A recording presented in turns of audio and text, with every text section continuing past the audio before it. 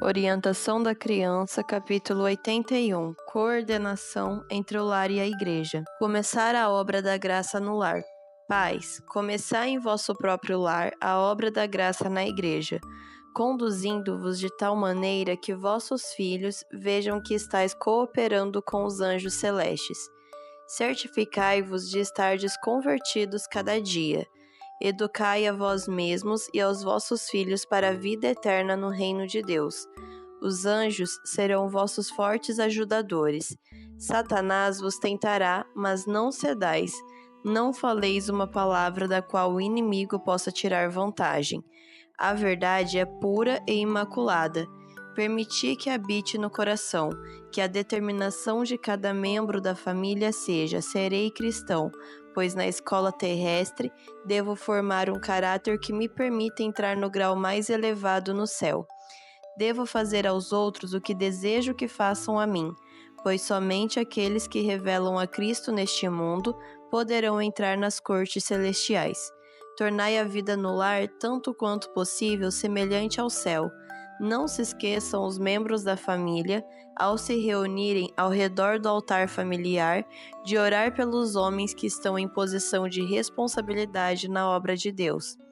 Os que governam corretamente a família trarão para a igreja uma influência de ordem e reverência.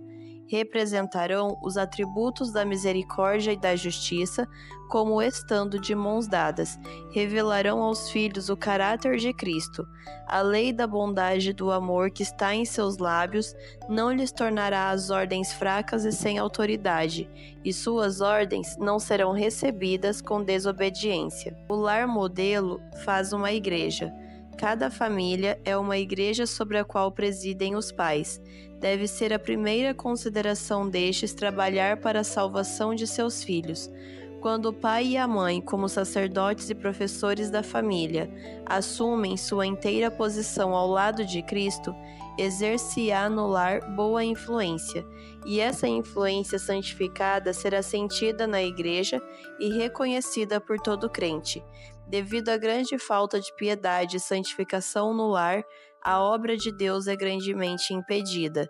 Nenhum homem pode levar para a igreja uma influência que não exerce na vida doméstica e em suas relações comerciais. No lar se aprende a devida conduta. O lar é uma escola onde todos podem aprender como devem agir na igreja. Quando todos forem membros da família real, haverá verdadeira delicadeza na vida doméstica.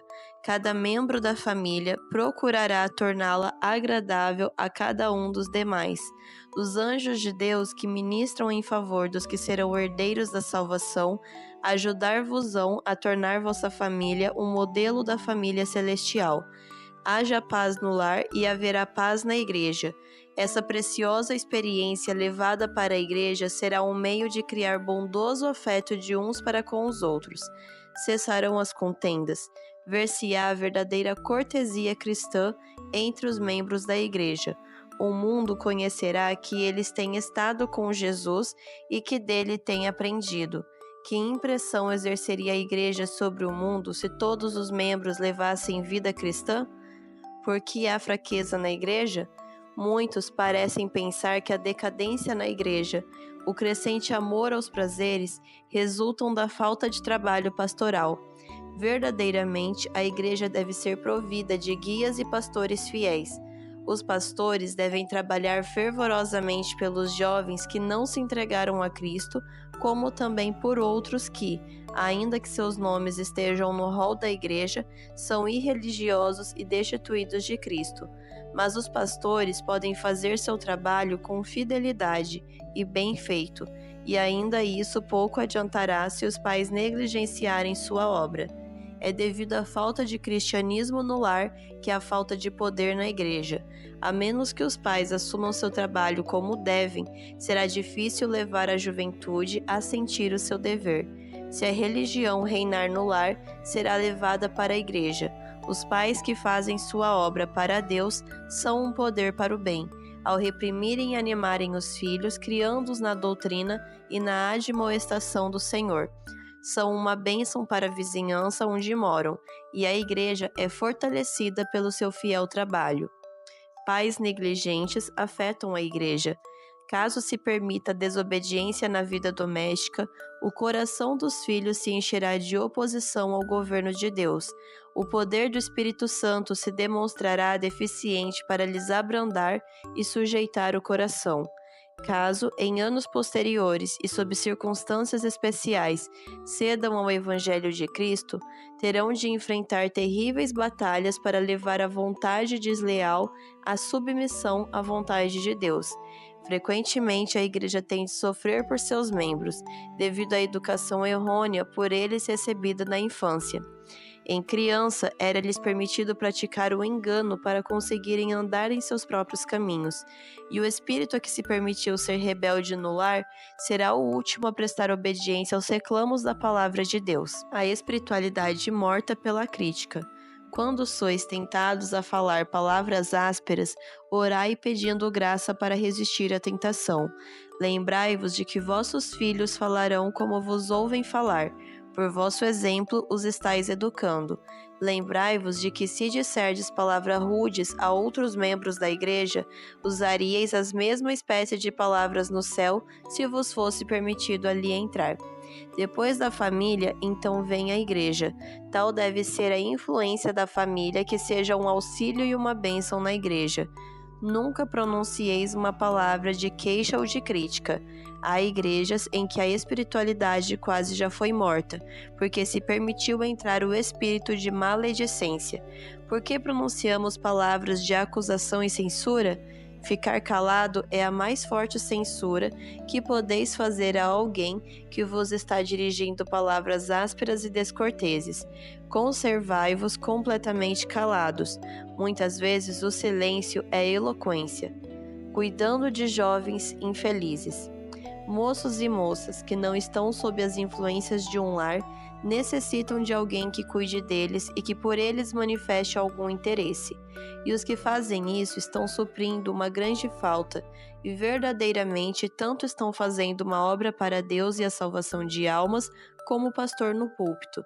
Essa obra de desinteressada beneficência em trabalhar para o bem da juventude não é mais do que o que Deus requer de cada um de nós. Com que fervor o cristão experiente deve trabalhar para evitar a formação dos hábitos que mancham indelevelmente o caráter. Tornem os seguidores de Cristo a palavra de Deus atrativa para os jovens. Oportunidade especial. Repita-se às crianças em todas as ocasiões oportunas a história do amor de Jesus. Reserve-se em cada sermão um tempo para benefício delas. O servo de Cristo pode fazer desses pequeninos amigos duradouros. Não perca ele, portanto, a oportunidade de os ajudar a se tornarem mais inteligentes no conhecimento das Escrituras. Isso contribuirá mais do que avaliamos para impedir o caminho aos ardis de Satanás. Se as crianças se familiarizam cedo com as verdades da palavra de Deus, erguer-se-á uma barreira contra a impiedade, e elas serão habilitadas a enfrentar o inimigo com as palavras. Está escrito: tão fiéis no lar como no culto. Pais, como mestres de vossos queridos, a verdade deve exercer poder controlador sobre vossa consciência e entendimento, presidindo tanto as palavras como os atos. Sede tão fiéis na vida doméstica como sois no culto a Deus. A tudo dentro do lar, dai um caráter correto. Os anjos de Deus estão presentes, notando como são tratados os membros mais novos da família do Senhor. A religião do lar certamente será levada para a igreja.